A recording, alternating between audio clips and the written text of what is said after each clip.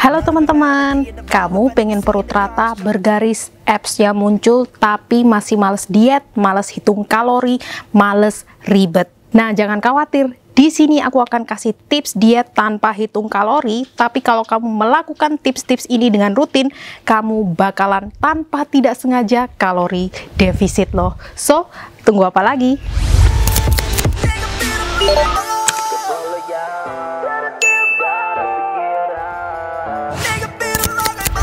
Gak usah panjang-panjang lagi, kita akan langsung bahas tips diet pemula paling gampang banget nomor 1.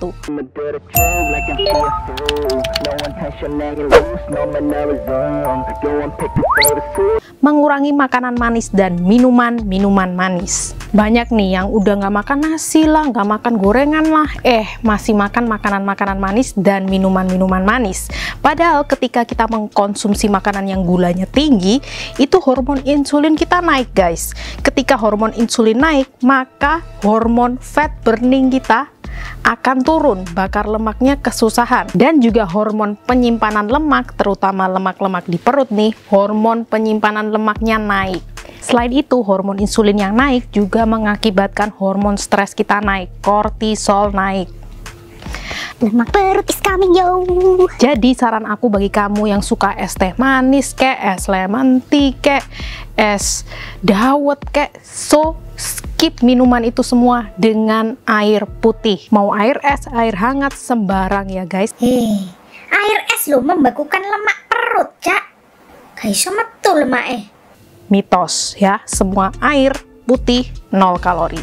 Nah, hati-hati juga nih, yang nggak suka minum manis tapi masih mengkonsumsi hal-hal di bawah ini, sama aja gulanya tinggi. Nomor 1, nggak makan manis, nggak minum manis tapi masih mengkonsumsi saus teriyaki, saus kecap manis, saus-saus itu loh guys. Gula, that is sugar too. Nah, siapa nih yang suka ke KFC terus minta mbaknya, "Mbak, piring lagi dong," hanya untuk menaruh saus tomat atau saus sambal. Nah, itu guys, ciri-ciri kalian hobi saus dan ketergantungan sama saus sampai butuh piring satu lagi. Nah, pertanyaannya boleh apa enggak? Boleh dong, aku juga makan saus-saus tersebut. Kalau enggak kan dietnya jadi hambar. Siapa yang suka diet kalau hambar menderita? So, tiriskan deh sausnya. Ayamnya kan udah keselimut sama sausnya lama ya, jadi udah ada rasanya. Sausnya nggak perlu disendokin lagi ke piring kamu. Aku wis gak minum manis-manis, wis gak mangan kecap-kecap. Opo maneh? 2. Gula juga tersembunyi di makanan-makanan kemasan. Saya tidak makan gula. Tapi coba kamu balik deh kemasannya. Entah itu yogurt, wafer, itu juga ada gulanya guys. Biskuit wafer lo gak manis, paling sithik lah gulanya. Coba kalian lihat, pasti kalian tercengang, gulanya bisa 20 gram loh per serving. Gak ngomong ke biyen, Cak. Yuk lanjut.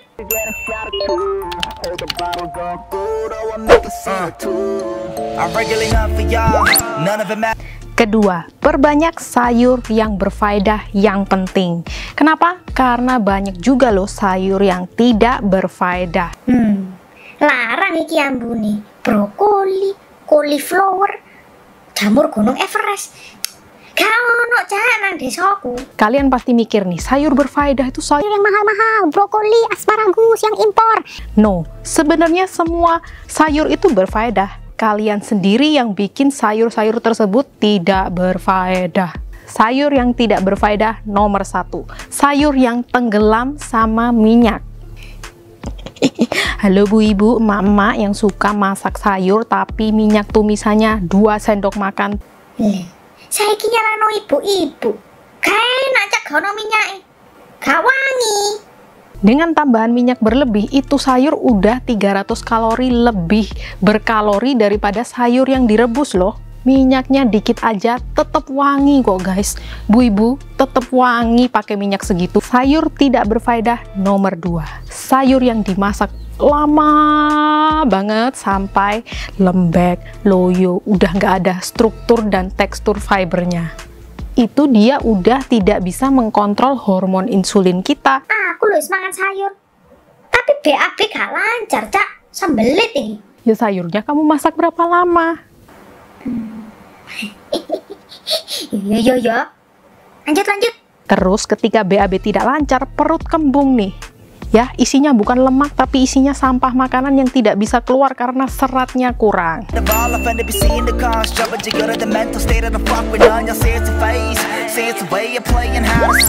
Ketiga, perbanyak protein dan healthy fat yang utuh. Ketika kalian diet nih, mengurangi porsi, mengurangi makanan, jangan kurangi proteinnya karena mayoritas masyarakat Indonesia itu sudah kekurangan protein. Nah, ketika kekurangan protein lagi, kita akan metabolismenya turun karena massa ototnya turun. Aku loh yang ngurangi iwak-iwak ngono.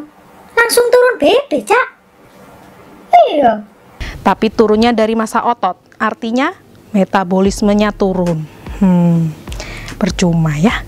Kemudian healthy fat utuh. Nah, healthy fat tuh ada dua macam guys. Ada yang cair-cair kayak olive oil, extra virgin coconut oil, dan ada yang utuh seperti kacang-kacangan, biji-bijian. Nah, aku minta nih kalian lebih perbanyak ke healthy fat yang utuh. Karena healthy fat utuh ini biasanya ada fibernya, jadi bukan murni fat seperti ini. Apakah ini tidak boleh? Boleh banget. Tapi ada yang lebih bagus loh, ada yang lebih better loh.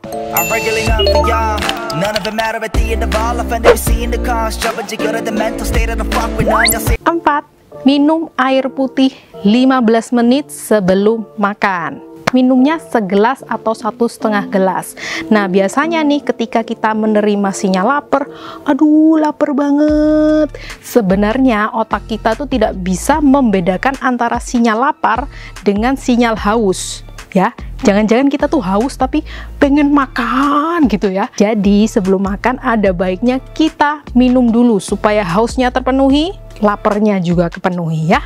Nggak hanya untuk mencegah kita kelebihan makan, tapi juga pencernaan ini lebih siap dan lebih lancar nanti BAB-nya.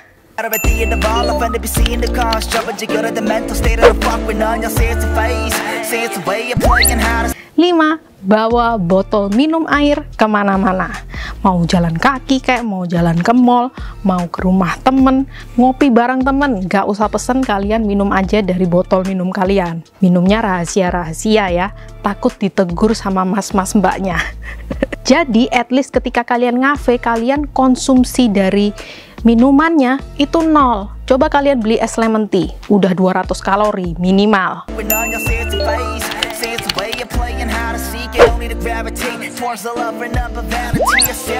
Cara makan kamu salah. Makan harusnya gini caranya. Pantes kuru, Cak. Tangannya kayak gini, bisa mangan. Pak. Masak sayur pakai 3 sendok makan minyak. Iya. Suapi. Lapar aku. Syuh.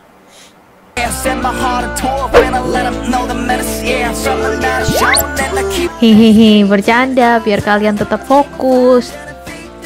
Keenam, mengunyah pelan-pelan. Jadi di antara suapan itu dikasih jarak ya. Dikunyah, dinikmati, kita benar-benar ketika makan itu mindful. Karena sinyal kenyang dan sinyal untuk stop makan dari otak itu butuh waktu. Ketika kita makan cepet-cepetan, sinyal kenyang ini belum nyampe nih, tapi kita makan terus, akhirnya overeat atau makan kelebihan. Benefit lainnya, ketika kita mengunyah pelan-pelan dan makan pelan-pelan, perut itu jadi nggak gampang bloating atau nggak gampang kembung. Sekali lagi, belum tentu kalian buncit karena lemak, bisa aja buncit karena udara nih ya, karena gas.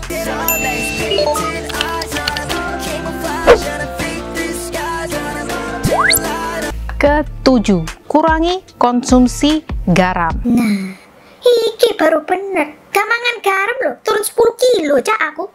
Iya, jari ini loh. Oh iya, coach diet.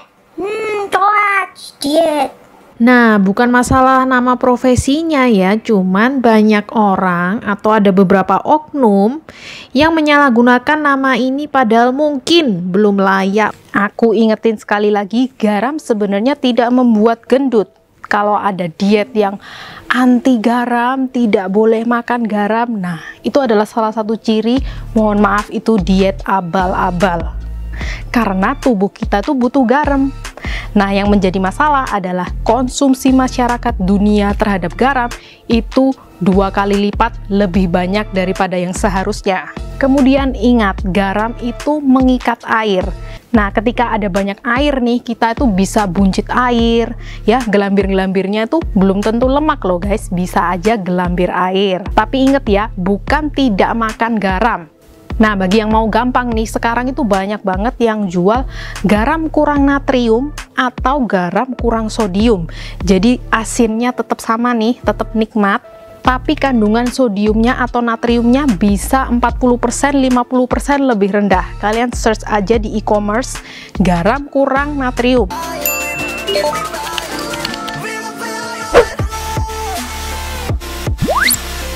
Ke-8, flexible cheat meal.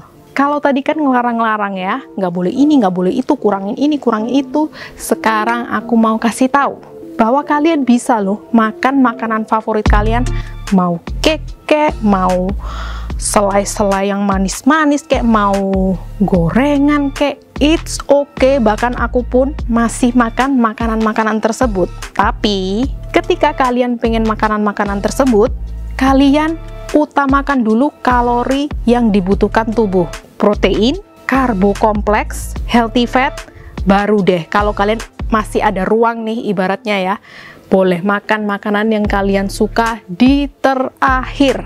Bayangkan ketika kalian pengen makan ciki-cikian ya, misalnya kalian lagi lapar pengen makan ciki, bisa habis nggak tuh kemasan yang segini? Karena kalian kalap, kalorinya 1000 kalori mungkin ya, tapi kalian nggak kenyang.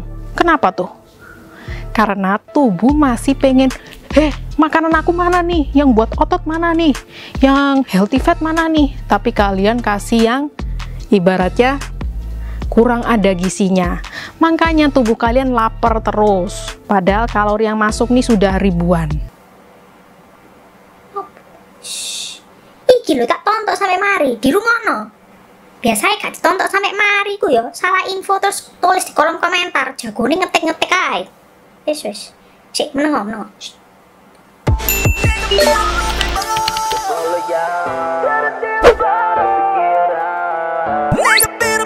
Nomor terakhir, nomor yang paling penting. Kalian pernah dengar nggak kalau kalian itu akan sesukses atau sepintar orang-orang yang di sekitar kita? Nah, dengan zaman sosial media seperti ini, you are what you follow. Ketika kalian suka follow-follow mukbangers, follow-follow makanan-makanan yang menteganya 1 kilo, disitulah kalian akan menjadi mirip seperti mereka. Jadi kalau kalian mau hidup sehat, penuhi following list kalian dengan orang-orang atau akun-akun yang mensupport kalian hidup sehat, makan sehat, olahraga. Kalau kalian followingnya mukbangers, otomatis nih di otak pengen makan ini, pengen makan itu tuh. This is reality. Ketika kalian follow itu, kalian pasti pengen menjadi seperti itu. So, itu keputusan kalian ya, kalian mau following atau mau not following. Totally up to you. So, itulah tadi tips-tips diet pemula yang kelihatannya gampang banget, tapi kalau dilakuin susah-susah gampang loh. Bagi kalian yang udah pro hitung kalori, pro banget, nantikan juga tips perut rata yang lebih medium to advance ya. So, jangan lupa konsisten, rutin, dan mencintai hidup sehat, pola hidup sehat, dan juga olahraga. Thank you very much for watching. I hope you guys enjoy this video. Bye-bye.